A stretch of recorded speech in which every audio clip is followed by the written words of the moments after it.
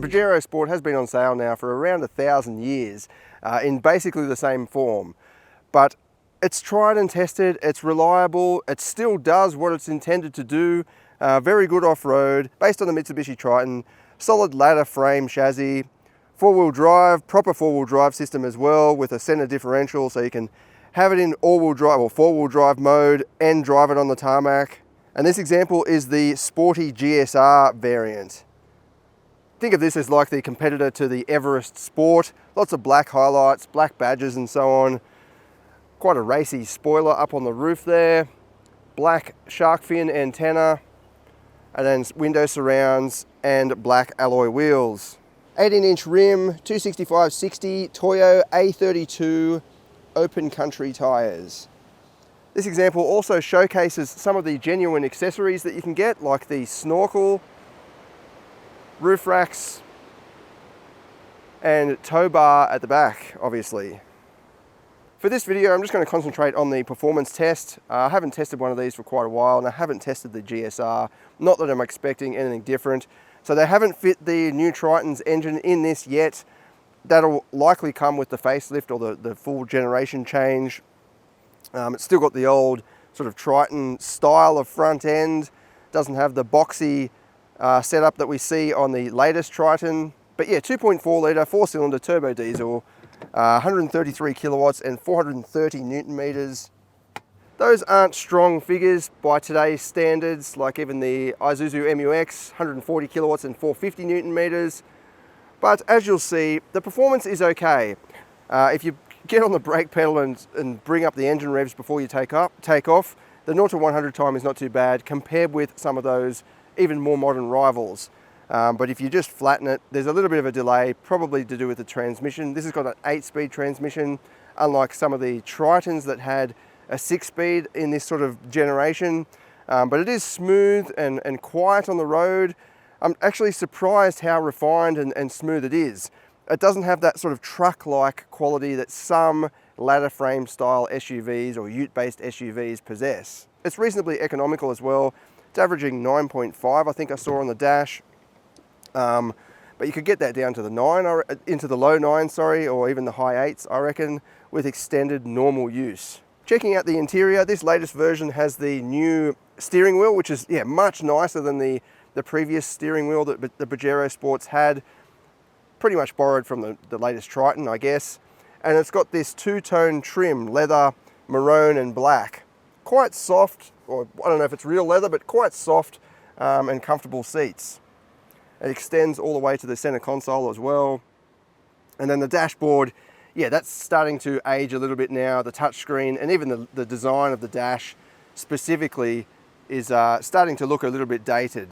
The door trims actually look a little bit more modern compared with the dash there. Just the way it curves around. I don't know, there's something about it, in my opinion, just makes it look a bit old. It is old. It does have paddle shifters as well, and you've got the full select four-wheel drive system with 4H LC, so locking center diff and a locking rear diff as well. Hill descent control and all of that. I've taken these off-road numerous times in the past. Excellent off-road capability.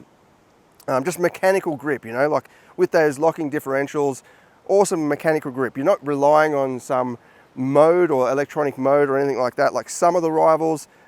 This is just, it goes pretty much anywhere. The main limitation is the body, just the way that it hangs over, and it is quite a long vehicle, so the wheelbase spans pretty long, and then you end up scrubbing the belly out if you're going over mounds and so on. So if you wanted to do serious off-roading, raise it up a bit and maybe fit some rock sliders or the slide rail things instead of the factory side steps, and it would go pretty good. Having the tow bar at the back is also a good idea, because if it's going to scrub out anything, it's going to hit the tow bar first, and that's better than the bumper bar. And then in the back you've got a decent amount of leg room. Actually, it's the width that's probably the kind of main letdown, I guess. It's just not as wide as something like the Prado or the Ford Everest. But it does have reclining seats. As you can see, that one's reclined back. I think Mitsubishi is big on reclining rear seats, because I remember back in the 80s, the Mitsubishi Sigma, you could recline the seats in that, even though it was a sedan as well. So there must be something about that function that they like. But you do have a center flip down armrest, oops, with some cup holders. Full household socket there, 150 watts, as well as a USB port. Bottle holders in the doors and more of that maroon leather trim. And then up at the back, electric tailgate, and we can see the third row. It doesn't offer heaps of room for this class, but it's not too bad. You can see the leg room there's a little bit tight. You do have cup holders on one side, but there's no charging ports, which is kind of a sign of its age, I guess. There is a 12-volt socket down on the side here.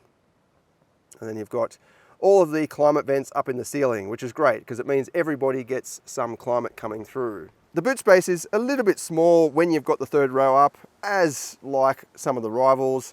The third row mechanism is also a little bit tricky because you've got to flip the bottoms up, and then this backrest will fold down. So it's not as practical as some of the rivals, which just have a one button kind of thing, or one touch. You've got a bit of storage under the floor there as well. Out on the road, there is a little bit of noise coming from the snorkel, and there's a bit of a whistle from the roof racks, but it is quite a windy day today, so it could be down to that. But yeah, surprisingly refined as driving along. It's quiet, it's smooth, even the suspension is nice. I mean, it is a heavy duty model, so there's a little bit of jiggling about, and you can kind of feel that it does have a proper chassis under there, but it does have coil springs at the front and back, unlike the Triton, which has leaf springs at the back. At highway speeds, it's just cruising along very calmly, relaxing. There's no creaks or rattles from the interior, even though the suspension is, firmer than a soft roader or crossover style SUV. There's no major creaks or rattles. It's just quiet and reasonably luxurious as well. Because of that leather, there's good sound insulation in here. There's no echoing or anything like that. I'll just show you the kick down. I'll slow down a bit. Full throttle. There's a little bit of a delay from the transmission. The engine is reasonably quiet as well. It doesn't clatter around too much, just higher up in the revs. I find that it makes a bit more noise. I mean, that's a given really for any engine, but yeah, you can just hear that sort of clack, clack, clack, clattering sound of a diesel higher up in the revs. But mid-range and sort of even low RPM, it's very refined and quiet. The fully digital instrument cluster is pretty new. It's a little bit complicated in that there's just so much going on, but you can configure different screen options and so on, and different readouts as well. And then yeah, as I was saying, that touch screen is definitely a little bit dated, just in the size and even the capability, the graphics, just all pretty basic. I mean, it's all there. It does have digital radio, but just yeah, behind some of the rivals in terms of just advanced tech and wow factor. I do like that there's full separate climate controls down below those. Everything, all the climate is there. You don't have to dig into that screen at all. Around corners, it doesn't feel too much like a truck. I mean, it's very high, raised ground clearance. There's a little bit of body roll, a little bit of tire lean as well, but it's really not that bad. You could take this for a big family trip and everyone will be comfortable. They're not going to get seasick or anything like that. The steering feels good too. It's mechanical and you got a lot of feedback coming through, so going over these bumps, it's shaking around a little bit, which I prefer. I'd rather feel what's going on with the front wheels than these EPS systems that just don't convey that information back to you. I mean, for a luxury car, fair enough, you just want to be totally relaxed. But for something like this or a sports car, I prefer having the full mechanical, raw feeling coming through. Visibility is definitely good. I can see straight over the bonnet easily, even though I'm short. I think a lot of mums and so on will probably like this as well, because you can just see out very easily. Over the top of that side mirror, I can raise my seat up a bit higher too if I wanted to, and see right over that mirror. And then out the back is not too bad as well. It is a long vehicle though, so you've got to look right back to the rear windscreen. But in general, yeah, it compares well to the rivals. All right, let's see how it goes with the performance test. So I'll do the full quarter mile. I'll do the non-brake hold is what I call it, or stall up, or whatever you want to call it. That's where you put your foot on the brake to build up the engine revs, just to sort of preload the transmission and the whole driveline actually, and the engine to get it right up spinning a little bit off idle, and then you can just let go of the brake and it will just sort of whoosh away a bit quicker.